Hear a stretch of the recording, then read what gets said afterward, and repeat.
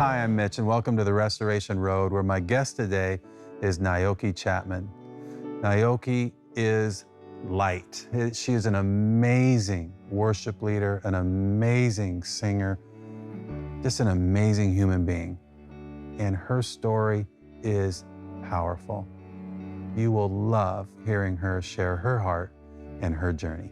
Thank you so much for being here today. Thanks for having me. I'm like your biggest fan. I'm a worship junkie. I follow you around when you lead worship at Citywide. We had you come to County Line. You own Faithfully Fitted Apparel, and you and Jay, your husband, own Faithfully Fitted automobile detailing and all of that. You help with Voices of Unity Choir. You raise money. You work with kids. You help with operations. Yeah. You do it all. You lead worship in a local church. Yeah. But you're an accomplished recording artist as well. I've sold over 100,000 units. And so I just want to get your story. I think it's so powerful. How many siblings do you have? So there's 5 of us. I have an eldest and only brother. He's the oldest, and then 4 girls follow him. Yeah. Whoa. I know. So 5 total. What was growing up like? Did you grow up in the church? I feel like I was born Christian. You know, those Christians like that come out of the womb with just fundamental Christian values ever since I can remember. So I know that's different than a lot of people, but yes, and actually even in ministry at a young age. I have lived a life of ministry. Yeah, that's the best way to put it. I've lived a life of ministry, and sometimes in some seasons have shaped and looked a little differently than others, of course, but just I'm happy and I am blessed. I don't trade anything for my journey. I just really look back now and just say, I'm just blessed to have such God-fearing parents and that reared me with the fear of the Lord. Growing up and knowing about the Lord is just the most precious gift that they could have given, because when I falter and when I fall and when I fail and when I bump my head so many times, you know, I just feel like I have something, you know, anchor in Jesus Christ that I can fall back on. That certain other situations, the same situations that I experienced, had someone else experience them, it may have turned out a little differently, because I've had some pretty intense moments. Did you take vocal lessons? Did you do music in school? Did you do sports in school? How does all that go together for you as a teenager? So I'm still kicking butt in school, right? So I graduated 7th in my class from Elmhurst High School. Rest in peace, Elmhurst. But yeah, so I still was on the National Honor Society. I dibbled and dabbled in volleyball for a little bit. That's why I'm so passionate about my daughter being in it. So, but dibbled and dabbled in that. Vocal lessons came from my mom. She was professionally trained, and so she trained us all. She played the piano, and we sung. My dad and, like I said, 5 of us sung, but she was the one that led the ship. I mean, literally orchestrated all of our musical moves. I played a little bit. She taught us, and we started taking classes for just maybe half a year or so, but didn't push it, because as far as our core, as far as our group, she was the instrumentalist. And so it was like not a necessity that she pushed, which I wish she would have now in hindsight. I wish she would have made one of us stay with the instrument, well, me especially, because it would work for my benefit now, absolutely. It never goes away once you have it. When you graduate from high school, what do you decide to do? Well, I get an engineering scholarship to University of Tennessee, Knoxville. Yeah. So What kind of engineering? My focus was going to be chemical engineering. I'll tell you later, I didn't make it that far. I ended up back in Fort Wayne after 2.5 years. So, you know, you do kind of general engineering studies at first. And so right away, 18, moving to Knoxville. So my parents met in Knoxville. So they met in Knoxville. My dad's from Tennessee. So we have history and roots there, but just me going alone and being 18 and just interning half a semester in South Carolina.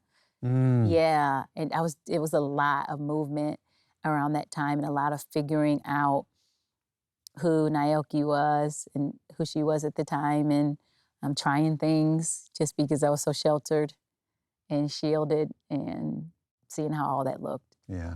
when you come back to Fort Wayne, what happens next in your life? I came back to Fort Wayne on a summer break, and my dad was offered a church southeast side of Fort Wayne by Rick Hawks. They were going to be the parent to this daughter church on the southeast side, and my dad was associate pastor, so they were going to First Assembly, Church of God when I came back home, and I just felt we were thrown into this new life now. And my parents, I was like, my daddy is at church, 60 planted families from First Assembly, and then the community was coming, so he had like 300 plus members just like that. And I'm like, he needs me. The serious-minded and responsible. Yeah, there you go. Right, and I'm like, so we've got to now be the choir, and we're helping, we're in ministry, and I'm like, Dad, I don't know if this is fair. This is like a family decision, but you made it, and we have to do this. We have to be there with you. I felt definitely the responsibility to be there with him. So how do you girls get discovered by Prince? In Fort Wayne, while just doing the church and ministry with my dad, on off times, my sisters and I strayed a little bit. We were introduced to someone else that heard us sing. I think he actually came to our church, and he's like, hey, your parents have been managing you guys. Let me take a crack at it. Just the girls, no brother, no mom and dad. So that was already a little different. He felt a little separated too. My brother always sung with us, but this particular bring on manager, and I just want these girls, only the girls. And so that was a transition there, but we began to sing locally. Then we start singing regionally, like opening for Boys to Men and R. Kelly and all these places regionally. And then he had some kind of gig in Minneapolis, and we went there, long story short, and literally barged our way in. We willed our way into Paisley Park. It's like, we'll have to talk about all the specifics later because it's a hilarious story, but seriously, the short version is that we knew Prince lived there. My sister, that's older than me, my older sister, she definitely is strong-willed, and we kind of followed after her. She's like, hey, we're here, we're gonna meet Prince. This is how this is going. We're gonna go to Chanhassen. We said, where does he live? And they was like, oh, he lives Chanhassen, Minnesota. We're like, okay, cool. We went, and literally, that's that fake thing, we spoke it up. The gates were open. They're never open. We found out later as we began to work with him. Oh, my. So it just, I think maybe some kind of maintenance, something had just happened. So they had remained open. We drove right in, right up to the front, knocked on the door, and there was an entourage of guys, an onslaught of musicians and just gatekeepers that came to the door like, hey, what are you guys doing? We're like, hi, we're singing group, we're from Fort Wayne, Indiana. We're like, blah, blah, blah, blah, going on. And they're just like watching. They're like, okay, this is great, good for you, but you can't be here. You can't be here. So you what guys happened? have to leave. And there was one guy that was, like I said, 7 or 8 guys. There was one guy that was kind of just watching the thing in the back. He left, we saw him leave for a little bit. We're trying to bargain with the other gentleman at the door. And he came back and said, Prince said they can come in. So, I mean, obviously he went, and he was just right on the corner. He's like, there's a girl group at the door, and they're from Fort Wayne. And Prince was like, well, how do they look? And he said, they're pretty, they're tall. Of course they are. Right. And so he said, let them in. And so the guy said, Prince said they can come in. We were like, it was that. It's like something in a movie. I'm telling you. So what was he like? Absolutely. I mean, we were just starstruck. I mean, just all of 5'2". He's like, hi, girls. So you say you can sing. Let me hear you sing something. He did? That's Yeah. how it all starts out? So what'd you do? And so we just knew, my sister said she heard if you ever get the opportunity, don't waste time, go for it. Because he's turn people off for doing that. She was a super huge Prince fan. So she knows, she's like, if we ever get the opportunity, we got to get right to it. So we're just throwing out our CD, our performance tracks, and giving it to the guy and running up on stage and just belting out. This is his house? This is Paisley Park. He has another private residence as well that he actually let us stay in that night. It was, like you said, out of a movie, insane. But we bonded with him right away. He saw our genuine hearts, our genuine spirit. He had just become Jehovah's Witness at the time. So he was looking, searching for a new way and just a different life than he had before. But yeah, it banana. So we're singing and he's like bouncing along in the back to our music and we're just like, yes, he likes it, he likes it, he likes us. It was hilarious. So what did he decide? He decided that he wanted to extend our stay. He decided, like, we had a non-refundable ticket. We were supposed to go back in, like I said, a day or so. He said, can you guys stay? And we were like, yeah. He's like, how about work while you're here? And we're like, well, we don't have any clothes. He was like, okay, let's go shop for some clothes. So it was just fairy tale in terms of that, you know. So shopping spree. We were able to do studio work with him that particular time, and then we even went home with money in our pocket. And then, of course, he kept calling us back, and And you we began to went on tour tour. Absolutely, for about 4 or 5 years. 4 or 5 Yeah, years. What was that like? Now, crazy. this is a young, responsible girl growing up in the church Yeah, singing crazy, 4 times a week, and now all of a sudden, arenas jam-packed. crazy, scary too. Prince fans are diehard. They're relentless. And so we not only had the opportunity to be his background singers, but he let us try our hand at opening for him. The scariest thing ever, Mitch. I mean, we got booed so many times. It was, yeah. Why? Well, Because they want him there you out go. there? Mhm. I mean, that's the main thing. I mean, we're talented enough. And then we also try to, you know, after I analyzed this all and just looked at it in hindsight, we probably should have done more covers and popular tunes, but we were, you know, just dead set on our own music, and we thought we were talented in our opinion, in our estimation at least, right? And talented enough and had good enough songs, and so we were getting bombed with booze very often, and so he would always follow us and critique that. What do you Mm. think you did? How do you think? You know, so it's just like, Mm. ah, yeah, But then you'd be right back on stage with him, that's right. right? Well, what's your faith journey like in those 5 years? Do you put it on the shelf? Do you grow? Neutral? It was a neutral, I would say, if I can be honest. All I have to say is thank you, God, for grace and mercy, right?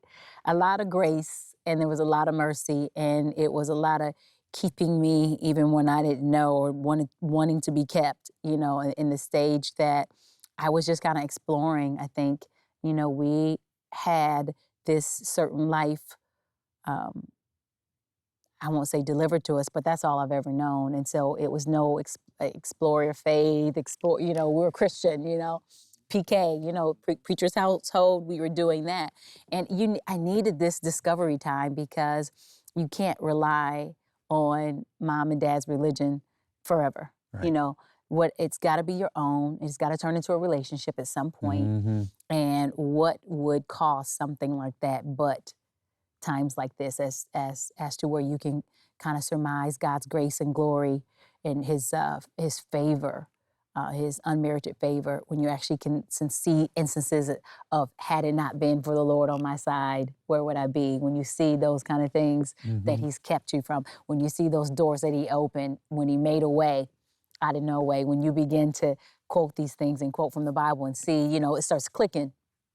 You know Travis Green's song Made a Way? I love it. My daughter heard him live at Liberty, came to their university-led worship. I have listened to it. I mean, we're talking hundreds of times. It's been like my go-to. There's something about that. Yes, it is. He made a way out of no way when we thought it would be no way. I mean, when all hope is down, when you're just thinking it's over, so many times that we see how God so brilliantly steps in, and it just, it really, really warms my heart on just to know his love as a father. That's what I think I came to and was my biggest takeaway at that time. Well, how do you get married? Who pursues you like crazy and you end up getting married? That's too long. That's too much. That's too long to talk about. No, I'm kidding, Mitch. You know, it's just one of those things. It's, you know, I had some pursuers, I guess. I would say A it few- happened all the time on the road. I did. There was this one relentless fella from New Orleans that pursued me at the time, and he just, you know, we actually we were done with singing with Prince. You know, we had a kind of rocky ending. Actually, he was upset with something that we did, and it was just one, two, Really? three. Yeah, I mean, we didn't get explained. We didn't get a chance to talk to him. It was just like email silence. Like, yeah, So that email blocked contrasted everything. with the way it all started. Oh my goodness. It is in a way like a show business movie now. That's so sad. Isn't that something? But good point. I didn't think about it like that. But after that time, super depressed. You got to imagine. I mean, this was our big break. It's just Yep. like, hey, this is this is it.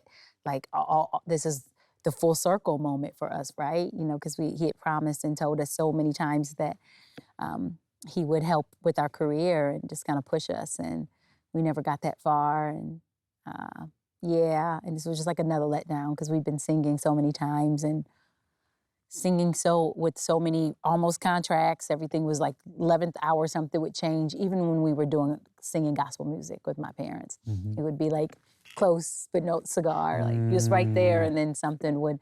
It was really wild to Mhm. think about, and too much for my mind to wrap around when I'm trying to like analyze it all.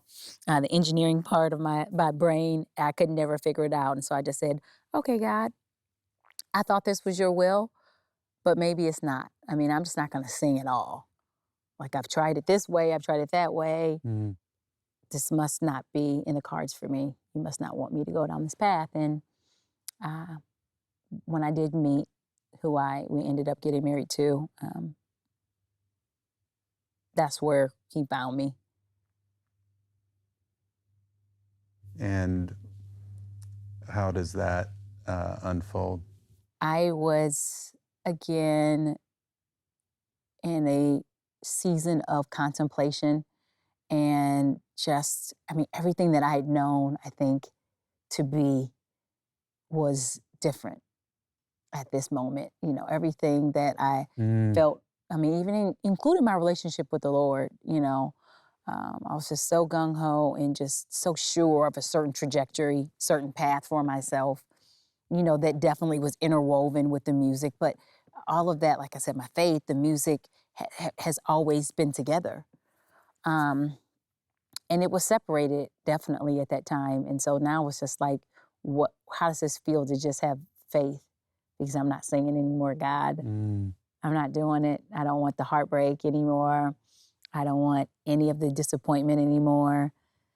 And we met at that time, and he just was just really encouraging me and supporting me in that way. You have a tremendous gift to give the world. Can you just try with one song? I mean, speaking relentless. This guy, he was just like, this is awesome. You're awesome. This is a gift that you have to give the world.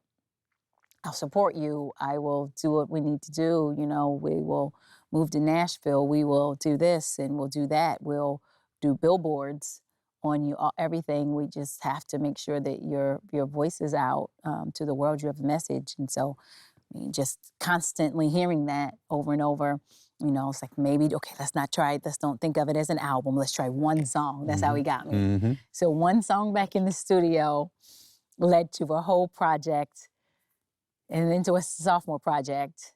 And that's where that was. That's how that went. Wow.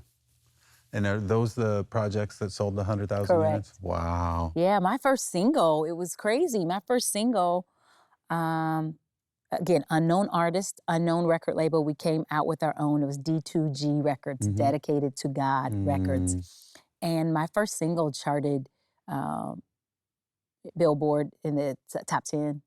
Yeah.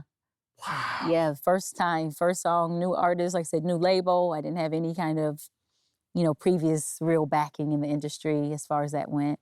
And it was maybe made it to like number 7 in the Billboard gospel charts. Way to go. Mm-hmm. Did you do another project, or were you working on another project? Were you touring to sell the units? A lot of touring, lots and lots of that. And then again, we followed it up with a sophomore album, touring, baby, too, now at this point. So I've got a 2-year-old that I'm carting all over. Yeah, it was some insane times. And again, that's a whole nother show to really delve into to the life of ministry, because I had a lot of anxiety as well. You know, I don't think I really healed from all of the hurt that even had happened before. But You know, this guy, my husband at the time, he was so persuasive. I mean, I was just on to something, and it was just like clockwork, I was like almost like a robot, and things were going so fast. It was moving really fast. How long were you married? About 5 years.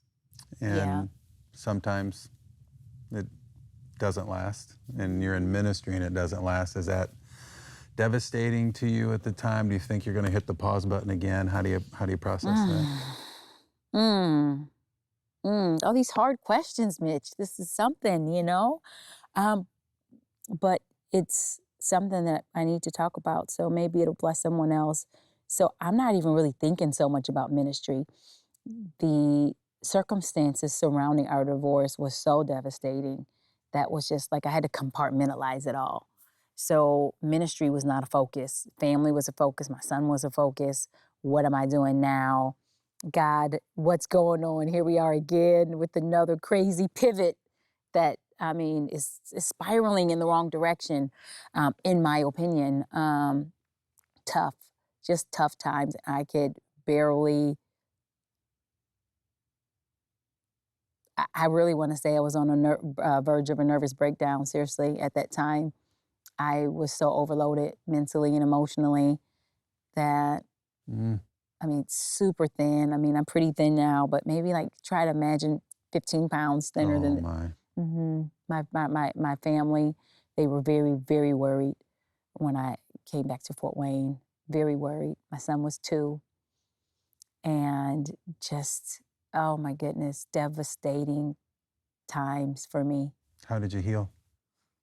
Thank God I went back to Fort Wayne. That was the main thing, to have that anchor. So that's the full circle. When I came back, I was dreading coming back. I was in Nashville and I prayed. I'm like, God, what am I doing? I was fasting and praying as to, should I just stay and get a job in Nashville? Now that the house is sold, now this divorce, you know, is in process, do I come home? And I tell you, there was a pastor here that called. I'm telling you, I was on, when you talk about divine providence, and I kept praying. I'm like, God, you're not saying anything, so I'm just going to stay in Nashville. I don't hear either way, so I'll be still and stay. I was on a tour of a condo there on the golf cart. They were about to show me the unit In Nashville? in Nashville, because that was my decision. I hadn't heard anything from the Lord, and got a call from a pastor of a Baptist church here that said, hey, I heard that you can teach music and are in ministry and, you know, on and on. Can you meet me in town at the end of the at the end of the week? And I was like, what? You just heard from God. I'm just, because I never. But then that brought me back to the place that I needed to be. When I tell you, I was a wreck, full of anxiety. I've spoken to even women's groups here in that last little bit, and I have to stop by this part of my story, because for the first time I had chest tightness and racing heart and sweaty palms and all this stuff. If you've never experienced that before, you're thinking it is a life or death, I mean, heart attack, and it's something tragic, some stroke, something. You don't know what it is, but you're assuming it is something catastrophic, it is something horrific, and something tragic that's happening to you. And I am telling you, I experienced a couple of those, and I tell you what, if God wasn't going to help me, I was going to help myself. I would start getting those in the middle of the night, and I would drive myself to the emergency room countless nights, Niyoki. and just sit there. It was crazy. And then what happens is that was fear, and that fear kept being fed. So it was in a whirlwind. You know, I was trying to pray. I was like, but digging myself deeper into the hole, because of now, not just the natural fear that God gives us, you know, just so to protect ourselves, Right. but it's the spirit of fear now. Yeah. And you already know that's operating in a whole nother level. Mm-hmm. And so all I have to say, if it was not for that church and the mothers, the old mothers in that church, the older senior saints, and if it was not for my parents and my family that was here in loving arms, really getting around me and praying me through. They were praying in the spirit over me. My mom, she's a prayer warrior. That lady is a prayer warrior, and her and my dad would hold me, and I would just cry sometimes in the middle of the night, and they would just pray without ceasing for me.